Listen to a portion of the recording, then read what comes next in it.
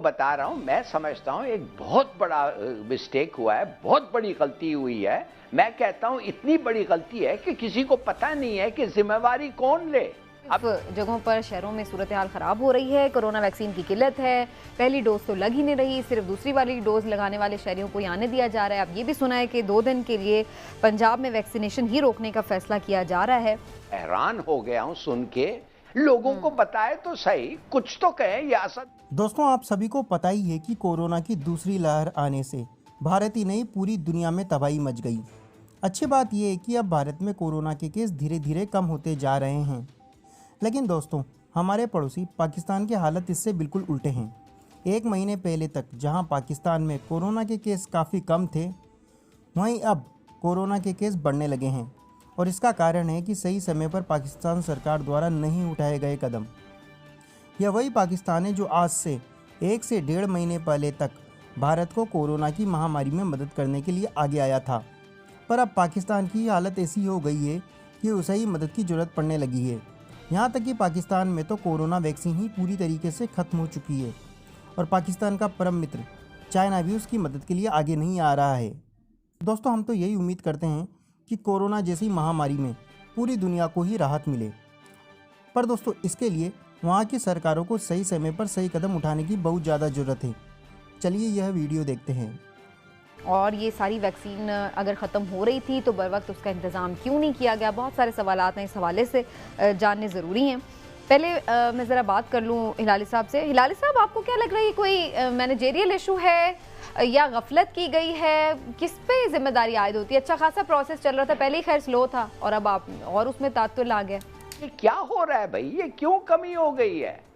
आप यकीन करें कि मुझे प्राइवेटली लोगों का पाकिस्तानी बाहर से मुझे एक लड़के ने फोन किया है, आदमी ने, अच्छा आदमी, रिस्पॉन्सिबल आदमी है। वो कहता है यार हो क्या रहा है, मैं सप्लाई करता हूं तुम्हें, तुम मुझे नंबर दो किसी का, उसको कहो कि उस प्राइस बड़ा रीजनेबल है, हम भेजना चाहते हैं कि हमारे लोगों को वैक्सीन हो, और इधर कमी हो रही है। I just don't understand. और इनका एक स्टेटमेंट तो दें। उमर का मुंह तो कभी बंद ही नहीं होता है जब पार्लियामेंट के अंदर जाता है, तो अब क्यों बंद है भाई? He is responsible for this, बताएं लोगों को। ऑल राइट हिलाली साहब, ठीक है। इमरान साहब, आपको क्या लग रहा है, ये बड़ी गफलत है? सोई हुई थी क्या गवर्नमेंट? अचानक खत्म होगी, पता ही नहीं चला। मैं समझता हूँ कि इससे बड़ी गफलत हो नहीं सकती।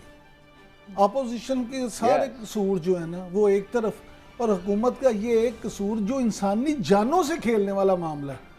आपने पहले तो प्रोसेस इतना स्लो रखा हुआ है कि कितने साल चाहिए आपको करने में। अब अगर लोग मोटिवेट हुए हैं और उन्होंने वैक्सीनेशन शुरू करवाई है आहिस्ता आहिस्ता, तो आपके पास वैक्सीनेशन ही खत्म हो गई है। हिलाली साहब, मेरे पास एक पाकिस्तानी है जो अमेरिका समेत 40 मुल्कों में मेडिसिन का बिजनेस करते हैं।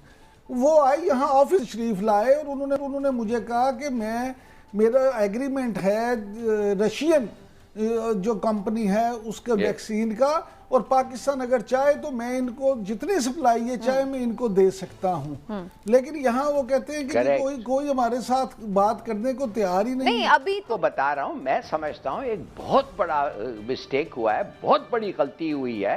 मैं कहता हूं इतनी बड़ी गलती है कि किसी को पता नहीं है कि जिम्मेवारी कौन ले।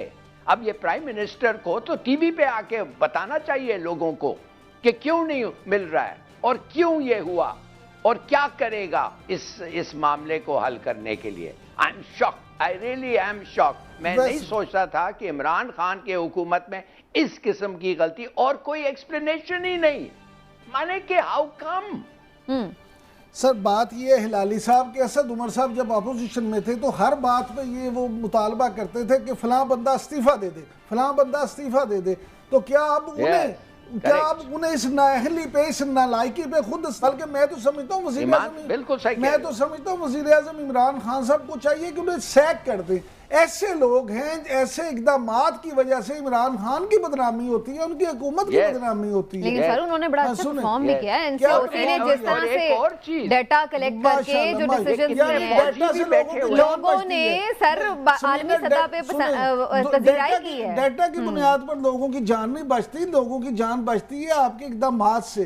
आपके पास यहाँ वैक्सीन है नहीं, और आपको ये पहले अचानक पता लगा कि वैक्सीन खत्म हो गई है। आप अगर हमारे पास जुम्मे तक कोई भी वैक्सीन मजीद नहीं आती तो हफ्ते और इतवार को वैक्सीनेशन सेंटर जो है पंजाब भर के बंद करने पड़ेंगे। और यही सूरत हाल दिखाई दी जब उन्होंने एक्सपो सेंटर जो 24 घंटे खुला रहता है, इसी तरह से मरकजी जितने भी इजला थे उनमें 24 घंटे वैक्सीनेशन होती थी, लेकिन उसकी पहले टाइमिंग कम की गई, 12 घंटे कर दी गई। दूसरे सूबों की क्या सूरत हाल है जुल्करनैन? सिंध की, इस्लामाबाद, कराची और पेशावर से भी यही खबर है, जनरली यही सुनने में रिपोर्ट होने में आ रहा है।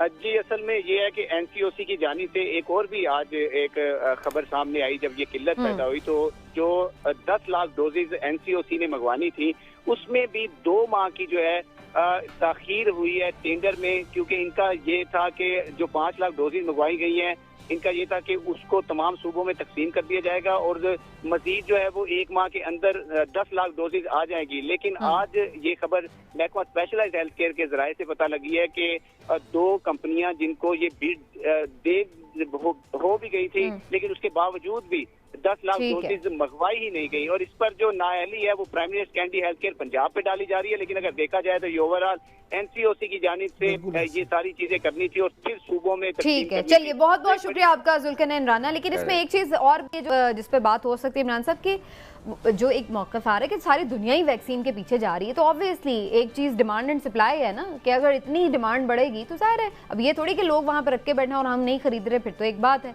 लेकिन अगर जनरली एक अवेलेबिलिटी इशू है तो फिर तो मसला है ना। मसला तो यही है कि अवेलेबिलिटी इशू उस तरह से है नहीं। चाइना आपको देने को तैयार है, रशियन आपको मिलने के लिए तैयार है, आप खुद लेने में सुस्ती की गई है। लेकिन बहरहाल अब यही खबर है कि 2,75,00,000 वैक्सीन फौरी खरीदने का फैसला किया गया। लेकिन सवाल वही है कि कहीं ज्यादा ऑलरेडी देर तो नहीं हो गई, कब तक वो पहुंचेगी? जाहिर है उतनी देर तक ये सिस्टम, ये सारा जो अमल है वो मुअत्तल रहेगा। देखते हैं जी हुकूमत की क्या हिकमत है।